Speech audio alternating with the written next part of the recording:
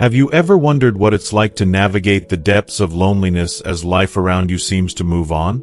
In this moving and heartfelt story, we meet George Davis, a retired man in his late 70s, whose life has changed in ways he could never have imagined. Once surrounded by the constant hustle of a busy career and the demands of raising a family, George now finds himself at the crossroads of isolation. His children have their own lives, and the bustling house he once shared with his beloved wife, Ellen, now stands silent, a stark reminder of everything that has been lost. George's journey is one of emotional highs and lows, where the weight of loss presses down on him every day. The loneliness is often overwhelming, as he grapples with the realization that he is now a mere afterthought in the lives of his children. His son, David, a successful corporate lawyer, is always too busy with work and his growing family. His daughter, Claire, lives in another state, visiting only occasionally when it fits into her schedule. And although George's grandchildren adore him, they are just as swept up in their own lives, leaving him to face his days in solitude. But it's not just the physical isolation George feels. It's the deep emotional distance, an aching void that comes from feeling invisible in a world that no longer seems to have a place for him. As he struggles to fill the empty hours, George begins a quiet search for meaning and connection. It's a search that leads him to unexpected places and, ultimately, to a new understanding of himself and the human condition. One day, as George sits at his favorite coffee shop, a small, quirky place he's frequented for years, he strikes up a conversation with a woman named Margaret. She's a widow in her late 60s, who also knows the sting of being left behind by loved ones. What begins as a simple exchange of pleasantries soon turns into a deep and meaningful conversation. Margaret speaks with a warmth and wisdom that surprises George. Their shared experiences of loss, loneliness, and longing create an immediate bond. Through Margaret, George learns that even in the twilight years of life, new friendships and connections can form, sometimes when you least expect them. The two begin meeting regularly, sharing stories of their pasts, their struggles, and the memories they cherish. With Margaret's help, George begins to see that, while the past cannot be changed, the future is still full of possibilities. This story is about much more than loneliness. It's about the resilience of the human spirit and the capacity for emotional growth, even later in life. It's about learning to find joy and meaning, even when everything around you seems to be slipping away. George's journey is one of self-discovery, where he learns the true value of companionship and the profound difference it can make in one's life. By watching this story until the end, you'll find inspiration to cherish every moment, regardless of your stage in life. You'll gain insight into the deep emotional needs of the elderly, and perhaps learn how to be there for those who may be quietly suffering in their solitude. However, after my wife passed away, my children became increasingly busy, each one living farther away. They only called occasionally, and amidst the whirlwind of modern life, they seemed to drift further from me. I was left alone with nothing but the quiet walls of my home. One evening, I received a call from my son, Michael. His voice was rushed, almost apologetic. "Dad, I'm swamped with work tonight. I won't be able to visit," he said, his tone tinged with urgency. I tried to reassure him, saying, "It's fine, Michael. Don't worry about it. Focus on what you need to do." He quickly responded, "I'm fine, Dad," before hanging up. I sat there for a moment, staring at the phone in my hand, and then looked around the room. The house felt empty, more than it ever had before. The silence was oppressive, like a thick fog rolling in. It was then that I realized how much I had come to depend on the rare visits and calls from my children. And now, even those were becoming less frequent. The next day, my neighbor, Ben, dropped by. Ben was an older man in his early 70s who lived across the street. He was a quiet man, always polite, but not one to share his feelings easily. We sat on my porch, and after a long pause, he sighed deeply. "You know, Tom," he said, looking out at the street, "my family's busy too. Everybody's got their own lives. This loneliness, it's hard to shake."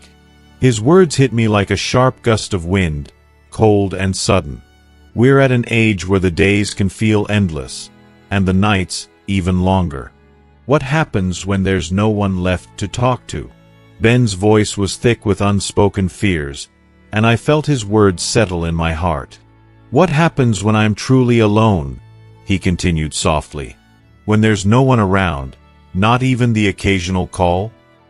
The thought lingered in the air between us, thick and uncomfortable. I felt it then, that same gnawing realization. This was a future I had never imagined, but one that was becoming all too real. The years were slipping by faster than I realized, and I was no longer sure how much time I had left to make the changes I needed. A few days later, my daughter, Lily, came to visit with her daughter, Emma. I had spent hours preparing Lily's favorite meal, hoping we could have a quiet afternoon together, perhaps talk about old memories or catch up on life. But as soon as Lily arrived, she seemed in a rush, barely able to sit down. "Dad, I'm sorry, I can't stay long. I have to meet Mark. He's expecting me," she explained.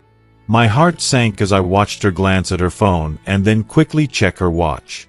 "We'll have to do this another time, okay?" she said, her words hasty and distracted. The meal I'd so carefully prepared was cleared away in no time, and before I could even ask about Emma's school or her life, my granddaughter was whisked away, barely noticing the house she had once loved. If you are still watching this video and find these lessons useful, please comment 1 below to let me know that you are still here with me. "Don't worry, Dad," Lily said as she gave me a quick hug. "Prioritize your time. I know you understand." And just like that, the door closed behind them, and the house once again fell into a profound silence. I sat there, staring at the now empty table, the remnants of the meal gone cold.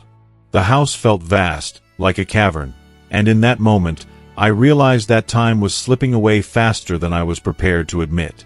That night, I couldn't sleep. The loneliness gnawed at me. What would happen if, in the years to come, I found myself truly alone? No visits, no calls. Just an empty house filled with memories of better days. It was clear to me then, I couldn't keep living like this. I needed to make a plan for my future before I found myself utterly alone. A few days later, I invited Ben to the park. We sat on a bench by the lake, the autumn sun casting long shadows across the grass. We watched the people walk by, families, young couples, even other retirees, each person moving in their rhythm. I turned to Ben, my mind heavy with everything I'd been thinking about. "Ben," I said, my voice a little hesitant, "I've been thinking a lot about what you said the other day. About being alone when we get older. What should we do if that time comes?" Ben paused, taking a deep breath before answering.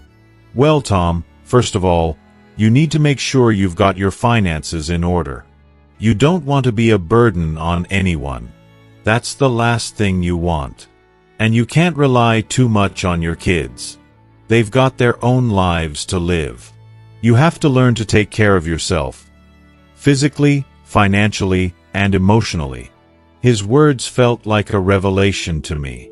Until that moment, I hadn't considered just how important it was to be self-sufficient.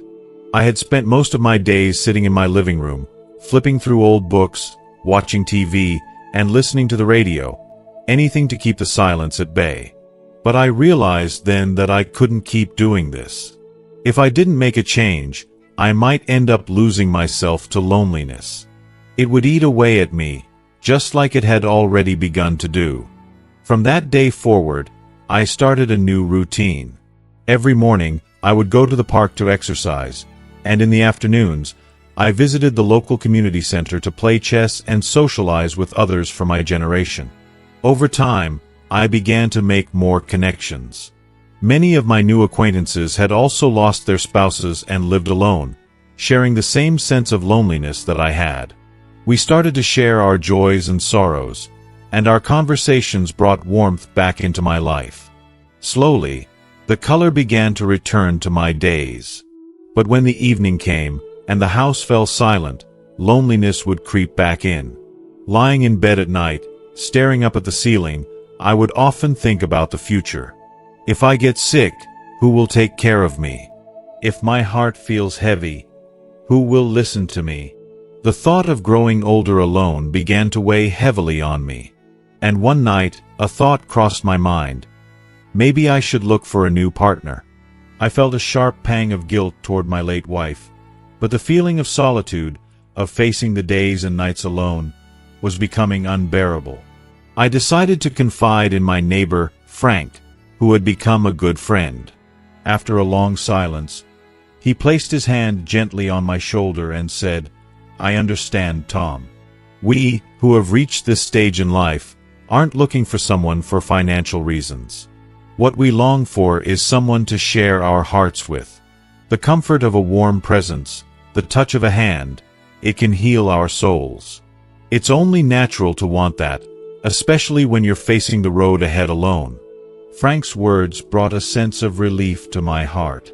From then on, I realized that seeking companionship wasn't about depending on someone else, but about easing the loneliness that had become such a heavy part of my existence.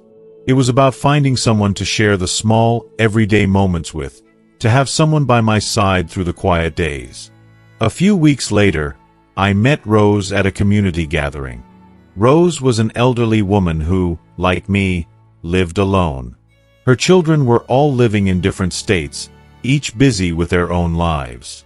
But Rose had a bright, lively personality that filled the room whenever she entered. She had a way of making everyone feel at ease. We hit it off right away, and after talking for a while, we exchanged phone numbers. Soon, we were meeting up regularly, walking together in the park, going to the farmer's market, and cooking meals together.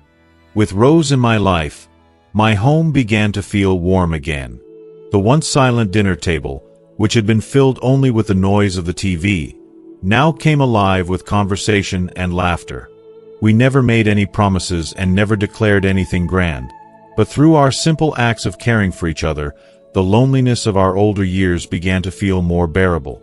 One afternoon, when I came down with a high fever, Rose quickly sprang into action, preparing medicine and a cold compress to help bring my fever down. She even called her son, Alex, to ask him to drive me to the hospital. When Alex arrived and saw how devoted Rose was to taking care of me, he was both surprised and deeply grateful. He suggested that I stay at their home so I could rest, but I gently declined. "I feel more comfortable here, with Rose. She's the one taking care of me," I said. Alex, understanding my feelings, nodded. "I'll make sure you're well cared for, Tom," he said, before leaving us in peace. As the days went by, our time together became quieter and more settled. It wasn't the fiery romance of youth, but it was something deeper, a calm, peaceful companionship. Rose and I began to look out for each other, taking care of our health, sharing the highs and lows of life, and offering emotional support when needed. It was during this time that I realized that aging doesn't necessarily have to mean being alone. With the right person by your side, it can be a time of deep connection and mutual care. However, one day, I received a call from Rose's son. He told me that his mother would soon be getting remarried and asked if I would be willing to move in with them. The moment I heard the news, a deep, hollow pain spread through my chest. I understood, of course, that it was natural for Rose to be happy about her son's marriage and that she deserved to be with her family, but at the same time, I felt an overwhelming sense of loss. The realization struck me like a wave, and I couldn't shake the feeling of emptiness that began to creep into my heart. Despite the ache, I forced a smile and responded as calmly as I could, "I'm happy for you, Rose. Your son's marriage is a beautiful thing. Living with your family must be wonderful." Even as I said the words, I could feel the quiet void beginning to take shape inside me. Rose seemed to notice something was off. She paused, searching my face for a sign of my true feelings. After a brief silence, I sighed and added, "You've been a wonderful companion, and you should be with your family now. I'm used to living alone." My voice may have been light, but the weight of my words lingered in the air. As Rose made her way to the bus, I stood there, watching her leave, and I felt a deep ache in my chest, as though a part of the world had slipped away with her. Her figure grew smaller in the distance until it vanished, leaving a sense of emptiness that I couldn't shake. I turned and walked home, and once again, the silence greeted me. The walls of my house, once filled with warmth and companionship, were now cold and unwelcoming. At my age, it seemed that I would have to confront loneliness once again. The warmth that had briefly filled my life was now gone, like morning dew vanishing in the sun. Still, I kept my routine. I went to the park each morning, and I spent time with my friends at the community center, but the hole in my heart continued to grow. Yusuke and Hannah, of course, called me occasionally, checking in to make sure I was okay. But their lives were busy, and they couldn't always be there. I didn't want to burden them, so I always smiled and reassured them I'm fine. But deep down, I knew that the loneliness was quietly creeping into my life, filling the spaces that no one could occupy. One day, I overheard a conversation about a nursing home, and the idea struck me like a bolt of lightning. Maybe that was the solution. There, I would have access to professional care, and I wouldn't be alone. There would be others my age, people to talk to and share experiences with. I wouldn't have to face the silence of my home alone. I decided to call Yusuke to share my thoughts. After a long silence, he finally responded, his voice tinged with worry. "Isn't that place cold?" I smiled softly, trying to ease his concerns. "I'm not running away from my reality, son. I just want a place where I can live my final years in peace. You and Hannah are busy, and I don't want to be a burden. At least in a place like that, I won't be alone." A few days later, Yusuke and Hannah came over to my house. They sat quietly in the living room, exchanging glances before Hannah spoke up, her voice hesitant. "Dad, we're worried you'll feel even more isolated in a nursing home." I took a deep breath and responded calmly, "Don't worry, sweetheart. I've thought it through. You both have your own lives to live, and I want to find my peace too." They sat in silence for a moment, and I could see the concern in their eyes slowly fading. After a while, Yusuke spoke up, his tone respectful and understanding. "Dad, if this is really what you want, we respect your decision. But we'll still come visit. You won't be alone." I nodded, feeling a weight lift from my shoulders, as though I had finally made peace with my situation. For the first time in a while, I felt a sense of relief. My children had given me their blessing, and while I knew the path ahead wouldn't be easy, I felt like I was finally taking control of my life again. A few months later, I moved into the city's nursing home. It was situated in a peaceful, lush area, surrounded by beautiful gardens and open spaces where people from my generation lived. On my first day, I took a slow walk through the courtyard, where I met Ben, one of the residents. He greeted me warmly and gave me a tour, introducing me to several others who had made this place their home. Everyone seemed to have found peace here, and they lived together in a sense of quiet harmony. That night, lying in my new small room, watching the serene view outside my window, I felt a calmness settle over me. Even though everything around me was new, there was something comforting about being surrounded by people of my age. We shared the same experiences, the same memories, and the same topics to talk about. For the first time in a while, I didn't have to face the solitude of my old home. As the months passed, I adjusted to life here. After about 6 months, I realized that this place had become unexpectedly fulfilling. Every day, I had regular meals, exercised, played shogi with friends, and participated in events in the shared spaces. It was a simple life, but compared to the loneliness I had felt living alone, my heart was much lighter. Yusuke and Hannah still called regularly and came to visit on weekends. Each time I heard their voices over the phone, I felt a warmth in my chest. They always reassured me, saying, "Dad, you're doing great, and you're not a burden. Just focus on living your life and don't worry about us." One afternoon, something unexpected happened. I was sitting on the usual stone bench in the courtyard, soaking up the sun, listening to the birds chirping, and watching the flowers sway in the breeze when my phone rang. It was Yusuke. His voice was hurried and frantic as soon as I answered. Dad, Emiko-san was in a car accident. She's in emergency surgery right now. I was stunned. A tight, painful feeling gripped my chest, and for a moment, I couldn't breathe. What? Is she okay? My voice was shaky, betraying the panic that was rising in me. Yusuke's voice broke as he replied, "She's alive, but she's in critical condition. I'm heading to the hospital now." The news hit me like a wave. I could hardly process it. Emiko-san, such a kind, lively woman, was now fighting for her life. I couldn't imagine her in pain. All the memories of the last few months, the laughter, the shared meals, our walks in the park, flashed through my mind. I felt an overwhelming sense of helplessness, and the anxiety was suffocating. I managed to gather myself enough to ask the nursing home staff to arrange a car to take me to the hospital. As I rode, my mind was in a frenzy.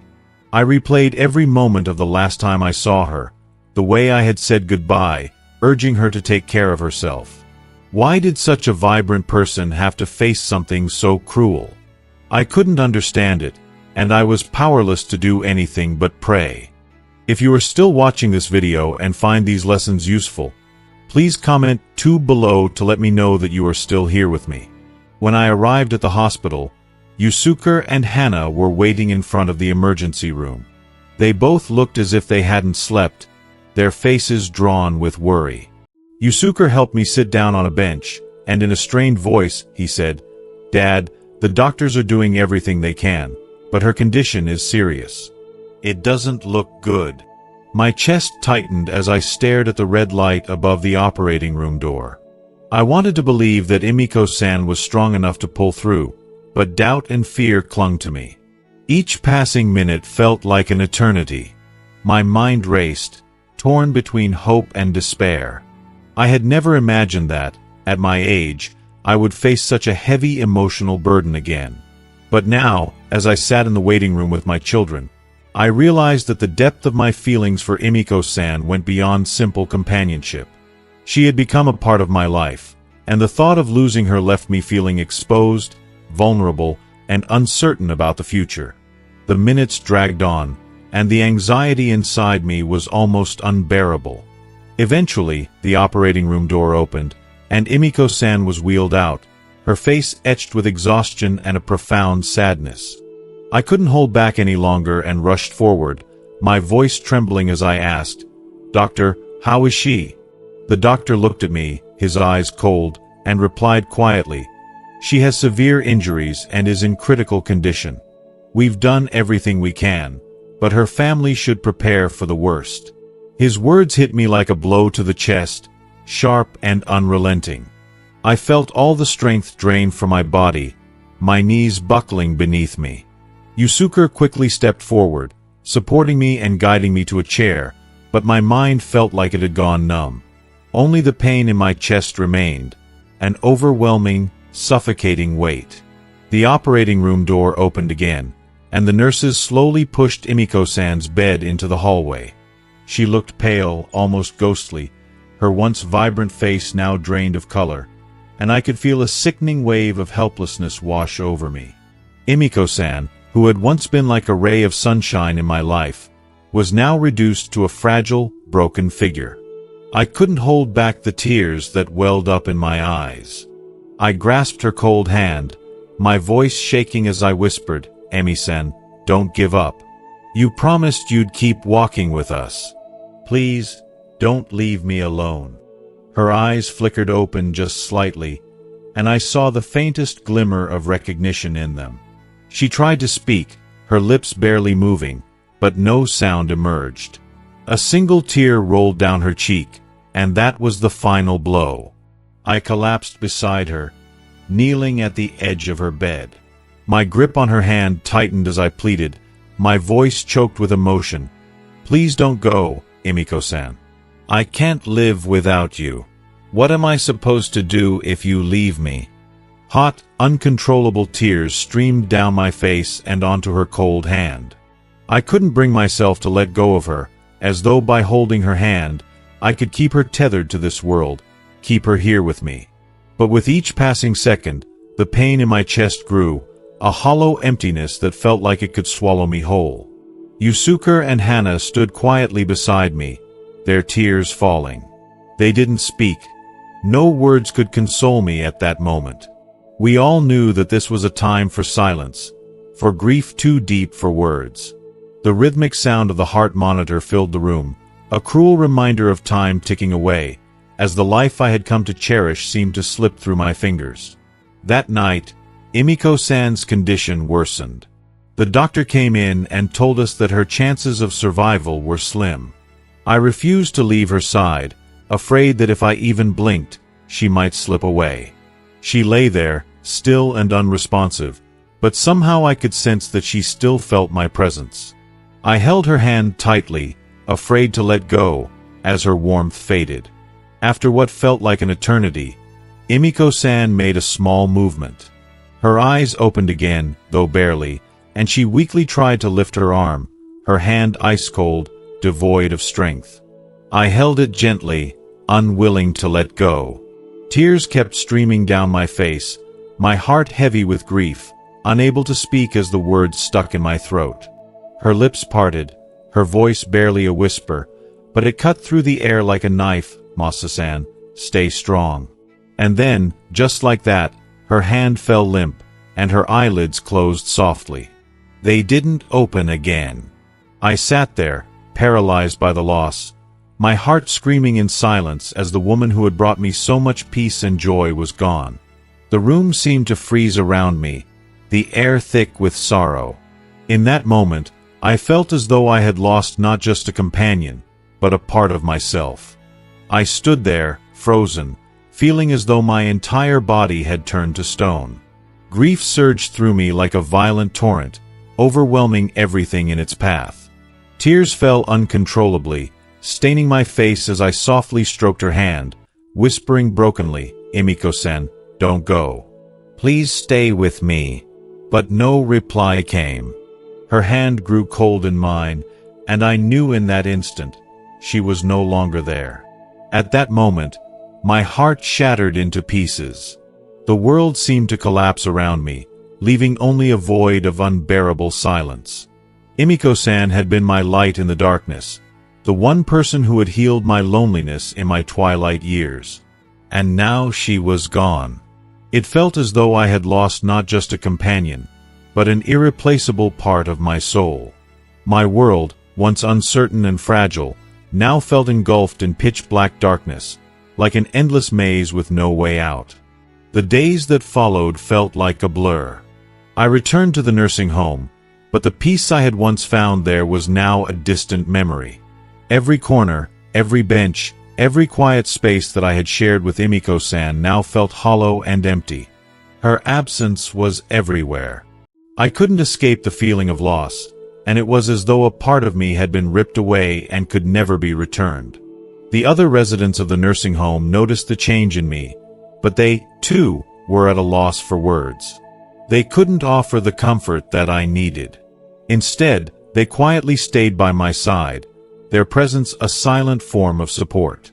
In our old age, we understood each other's grief without needing to speak. We knew that what had been lost could never be reclaimed, and some pains were simply too deep to articulate. Yusuke and Hana began visiting me more frequently, their concern for me evident in the way they looked at me with sadness in their eyes. They tried to cheer me up with their children's innocent smiles, but no matter how much I smiled back, it felt hollow. I didn't want them to worry about me, so I kept up the appearance of being okay, but inside, my heart was locked away, untouched by their efforts. The loneliness, the grief, the emptiness, I couldn't shake them. Emiko-san's memory stayed with me like an open wound. Her final words, the tears she shed, the moment she slipped away, all of it lingered, unhealable. I realized that some losses were too great to be mended, no matter how much time passed. There were wounds that time could not heal. One day, Yusuke sat beside me, his face heavy with concern. After a long pause, he spoke softly, "Dad, please don't be so sad anymore. Emiko-san wouldn't want you to be like this." I took a deep breath and slowly shook my head. The pain in my chest felt like an anchor, and I couldn't escape it. Yusuke continued, his voice sincere but filled with sadness. "I don't think you understand yet, but losing someone you love when you're older, it's like having half of the sky fall on you. It's not just sadness, Dad. It's like a piece of your life has been torn away." His words lingered in the air, hanging in the quiet space between us. I didn't answer, knowing that no words could truly convey what I was feeling. Yusuke was young, and though he tried to understand, he couldn't fully grasp the depth of my grief.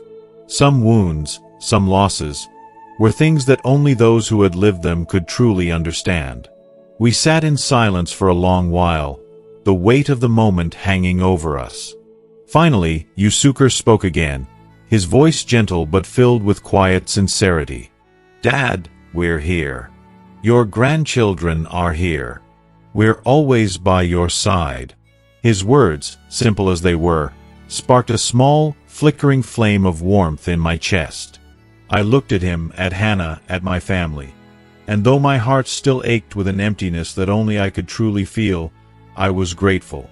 Grateful that they were with me, that they cared, and that I still had them in my life. "I understand," I said softly, my voice barely a whisper. "You are here, and I'm very grateful for that. But the emptiness in my heart is something only I can feel and understand." Yusuke squeezed my hand gently, and for a moment, I allowed myself to lean into the comfort he offered. But I knew the truth, that some pain could never be fully shared, and some losses could never be healed by the presence of others, no matter how much they loved you. The next day, while walking through the small garden of the nursing home, I noticed an elderly man sitting on a bench. His shoulders were slumped, and his face carried the weight of sadness and despair. He looked like someone who had recently moved in, and his expression reminded me of my first days here. Lost, heartbroken, not knowing how to find my way forward. Without thinking, I approached him gently.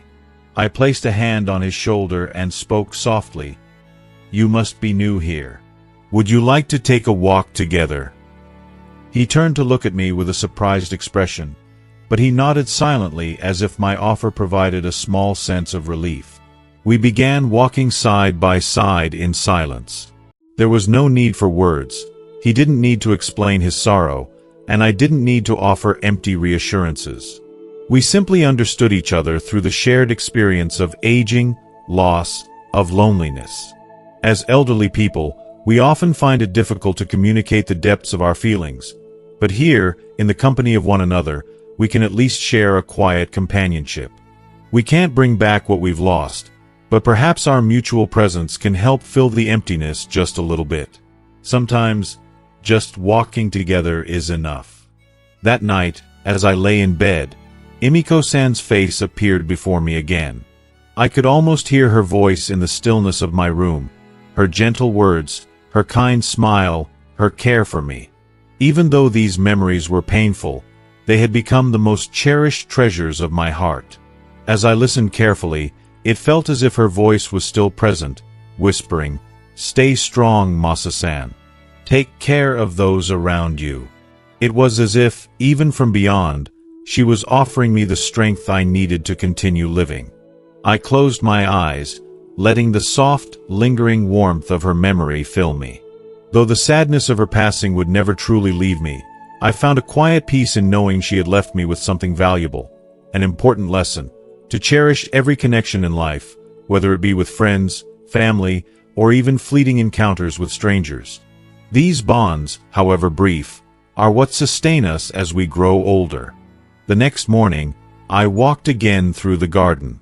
The sun had just risen, and its soft light bathed the world in a gentle glow.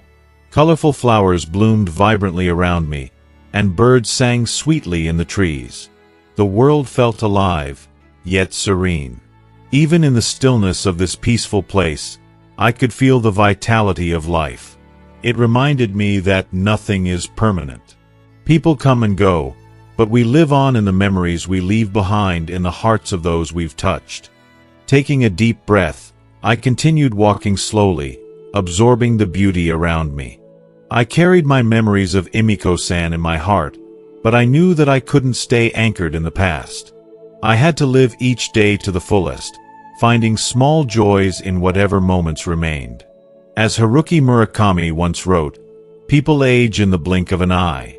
It's true. Time moves swiftly. When we're young, we don't think about the future. We're too busy chasing after our ambitions, living in the present. But then, one day, we notice our hair turning gray, the lines deepening on our skin, and we realize time has passed by. It doesn't wait for anyone. As adults, we often fear the passage of time, but it's something we must all face. When our parents grow older, and we start taking care of them, we realize we've already passed the middle of our own lives. And one day, when we're called grandfather or grandmother, we are struck by the disorienting truth that we have truly aged. But in that moment, we come to accept that it's a natural part of life. I kept walking, feeling the warmth of the sun on my skin and the gentle breeze in my hair. Life had changed, and I had changed with it. But through it all, the lessons I'd learned from Emiko-san and my own experience remained with me. Life is short, and we must make the most of every moment, no matter how small. The passage of time is inevitable, but in the memories we create, and in the bonds we form, we live on forever. If you are still watching this video and find these lessons useful, please comment 3 below to let me know that you are still here with me. In the past, I used to tell myself not to be afraid because I was still young. Back then, it felt like youth was a constant, something that would never fade.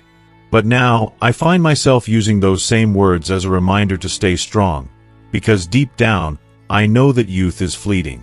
Time moves quickly, and as the vibrant energy of youth gradually fades into the quieter tranquility of older age, I've come to realize that if we live each moment fully, those moments, though brief, become irreplaceable treasures.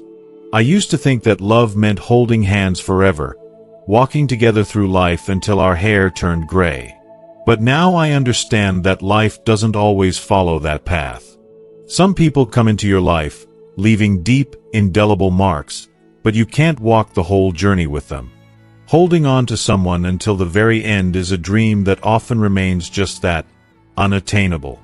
In reality, many relationships are more about coexisting through compromises, and days slip by without the grand moments we once envisioned. Sometimes, we settle for less than we expected, and that's just how life unfolds. As the years pass, time teaches you something valuable: to accept yourself. You begin to find peace with things you once couldn't forgive, and the need to argue or confront irritations starts to fade. It's easier to let things go, to ignore the trivial things that used to matter so much. Life becomes a series of unavoidable choices, and everyone has their reasons. People you thought were good may disappoint you, and your good intentions may be taken for granted. But that's part of the journey. And with each disappointment, you learn the importance of detachment, of valuing yourself more, and if necessary, distancing yourself from what no longer serves you. Moving forward, I've come to understand that disappointment is simply a part of life. The higher your hopes, the deeper the fall when they're unmet. But disappointment doesn't need to be something to cling to. It's just another lesson in balance. Gaining or losing, in the end, it doesn't matter because nothing is everlasting. The most important thing is to rely on yourself and to be strong in your independence. Overcoming suffering isn't just about enduring. It's about finding true victory within yourself. Life doesn't have many milestones like turning 15 or achieving your dreams by a certain age. There are no guarantees that things will happen the way you expect. Only a handful of people will truly care for you, so in difficult times, it's vital to rely on yourself. Don't chase after things that aren't meant for you, and don't force situations to work that just aren't right. Sometimes, you have to let go, relax your shoulders, breathe, and let life flow naturally. When the time comes to turn your back on something, don't look back. That's okay. We all must move forward, carrying only what's truly meaningful, and leaving the rest behind. Life teaches us that what we hold on to is just as important as what we let go. So, embrace the present, value what truly matters, and allow yourself the peace that comes from accepting the flow of life as it is. As we wrap up today's journey through life's lessons, I want to take a moment to reflect on what we've learned together. From embracing the reality of aging and the importance of self-acceptance to understanding that love and relationships don't always follow the path we expect. These are all truths that shape our experience as we move through life. So, what has resonated most with you from today's video? I'd love to hear your thoughts. Comment below with one lesson you've learned that you're committed to bringing into practice in your own life. Whether it's letting go of disappointments, cherishing meaningful connections, or learning to rely more on yourself, your insights are valuable to this community. If you like this video, please leave your comment below, and don't forget to like, share, and subscribe to our YouTube channel for more inspiring content. Thank you for watching, and I'll see you in the next video.